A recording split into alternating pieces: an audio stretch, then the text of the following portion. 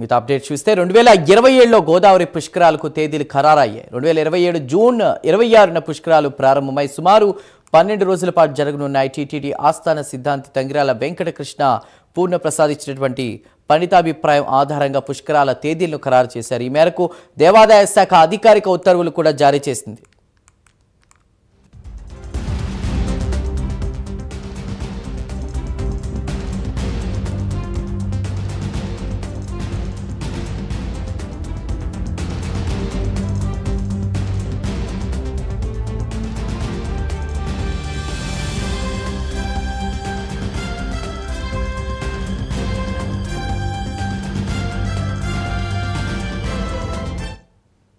రెండు 2027లో గోదావరి పుష్కరాలకు తేదీలు ఖరారయ్యాయి. 2027 జూన్ 26న పుష్కరాలు ప్రారంభమై సుమారు 12 రోజుల పాటు జరగనున్నాయి.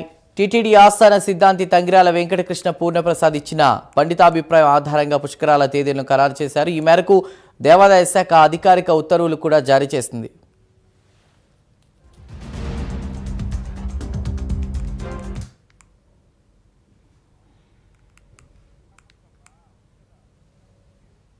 రైట్, ఇదే అంశంపై మరిన్ని వివరాలు మా ప్రతినిధి శ్రీరామూర్తి అందిస్తారు. శ్రీరామూర్తి, గోదావరి పుష్కరాలకు సంబంధించి ఏర్పాట్లు అవి ఎలా జరుగుతున్నాయి? 2027లో జూన్ 26 నుంచి ఇవి ప్రారంభమవుతాయని చెప్తున్నారు. సో ఏర్పాట్లు ఎలా చేస్తున్నారు? చందు, ఏదైతే అత్యంత పవిత్రంగా జరుపుకునే గోదావరి పుష్కరాలని తేదీ ఖరారు చేస్తూ రాష్ట్ర ప్రభుత్వం ఉత్తర్వులు జారీ చేస్తుంది. అయితే ఈ జూన్ 26వ తారీఖు నుంచి వచ్చే అంటే 2027 జూన్ 26వ తేదీ నుంచి జూలై 7వ తేదీ వరకు 12 రోజుల పాటు అంగరంగ వైభవంగా గోదావరి పుష్కరాలు జరగనున్నాయి.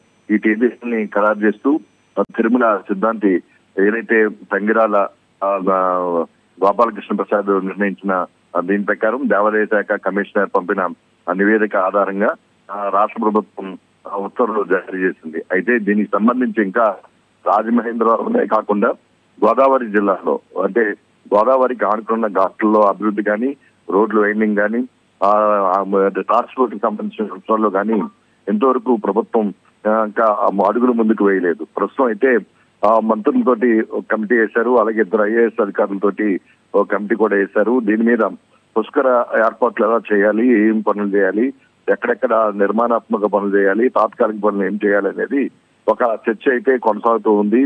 ఇది మంత్రి నారాయణ, మంత్రి కొండల దుర్గేష్ కూడా వేరువేరుగా సమీక్షలు నిర్వహించి ఆ జిల్లా కలెక్టర్ సమక్షంలో కొన్ని నివేదికలు సిద్ధం చేశారు. మొత్తం 2105 కోట్ల రూపాయలు అంచనా తోటి మొత్తం గోదావరి జిల్లాల్లో రాజమండ్రితో పాటు ఇతర గోదావరి పరివాహక ప్రాంతంలో ఘాట్లలో అభివృద్ధికి సంబంధించి ప్రతిపాదన సిద్ధం చేశారు. అయితే ప్రభుత్వం దీని మీద ఇంతవరకు ఇతిమిద్దంగా ఇన్ని కోట్ల రూపాయలు అని చెప్పేసి ఇంకా మంజూరు చేయలేదు. పనులు కూడా ఇంకా ఆమోదం పొందలేదు.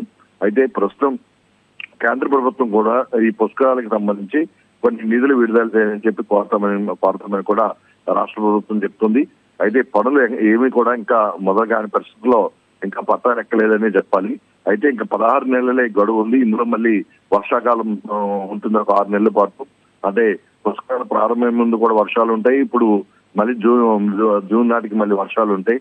దీంతో దాదాపుగా 10 నెలల కాలంలో ఇంకా పనులు పూర్తి కావాల్సి ఉంది. దీంతో నిర్మాణాత్మకమైన పనులు ఏమిటి అంటే తాత్కాలికంగా ఆర్టీసీ కాంప్లెక్స్ ఏర్పాటు చేయాలి, అదేవిధంగా పుష్కర నగర్లు ఏర్పాటు చేయాలి, రైల్వే స్టేషన్ ఒక విస్తరణ పనులు ఉన్నాయి, అలాగే రాకపోకలకి సంబంధించి రోడ్లు వైండింగ్ చేయాల్సిన అవసరం ఉంది, అలాగే కొన్ని చోట్ల పార్కింగ్ ప్రదేశాలకి సరైన స్థలాలు చూడాల్సిన అవసరం ఉంది. ఇలాంటి పనులన్నీ కూడా చాలా ఇది ఉన్నాయి. ఎందుకంటే గత 2015 గోదావరి పుష్కరాల్లో చూసినట్లయితే ప్రారంభం రోజున చూస్తే తొక్కిసలాట జరిగి 27 మంది మృత్యువాత పడ్డ పరిస్థితి ఉంది.